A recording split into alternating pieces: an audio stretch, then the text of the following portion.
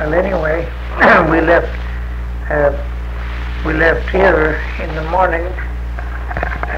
Sam, my mother, and Dad packed Sam down a good corner. My daddy's down on the hill there, and got on a freight wagon and rode over the top of the hill to Newcastle. When we got to Newcastle, went in a ticket office and bought a ticket. And the coach was a little narrow gauge railroad.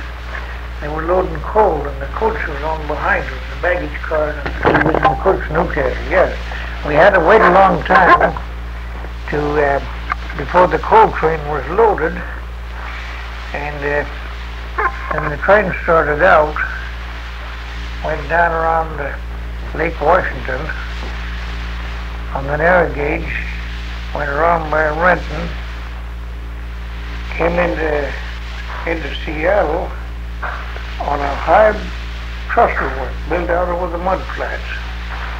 And from there, when we got into Seattle that time, it was dark, getting dark. We left here at daylight in the morning with a lantern. We got in there, we went up on a wooden sidewalk. Some of it was built way up high. And we got out to 7th and Lenora quite a while after dark. And I was pretty tired, I guess. I was about 4.5 years old. It was after dark when you got into Seattle? Yes, it was after dark when I got into Seattle. When did you leave Issaquah? Daylight with a lantern in the morning. And then we had something to eat. They put me to bed pretty early. I guess I was tired. I fell asleep. And early in the morning, about daylight, I heard a bell, like a sheep bell, ringing. And I went up and looked out through the window, and it was the old horse-drawn streetcar, and taking people to work, and all the passengers pulled by one horse, run on a 3-foot narrow gauge railroad. And the back, the seats were turned out sideways so you faced the side of the small car. And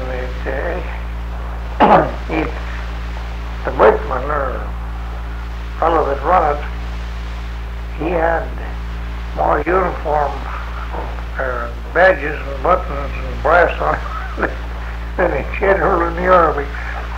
But anyway, the next day we went downtown.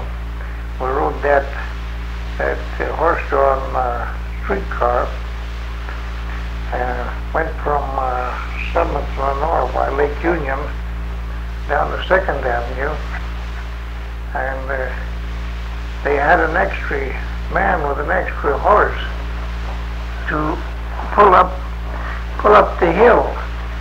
When the fellow come down and met the streetcar, and he hooked on the head of the horse, and he pulled him to the top of the hill and let him go, then and go down 2nd Avenue, and he had a brake on it, but there was no tongue or shafts in it. And that was the first streetcar they had in Seattle, about 1885, 84, 85. And I don't remember how we came back. We came back the same way to Newcastle on the train. And old Charlie Smith was a freight man. He ran every other day over to Tibbetts' store on the Squawk Valley.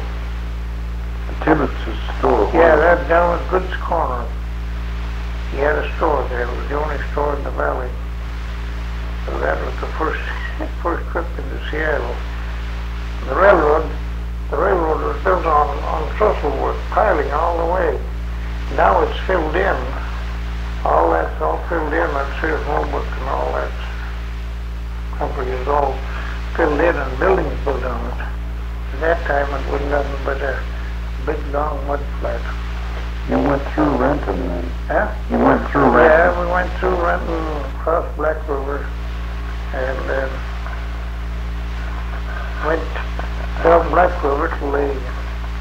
down to the bay, the White River, and then follow the beach on this trestle work. That was the first trip into Seattle. Tell you what,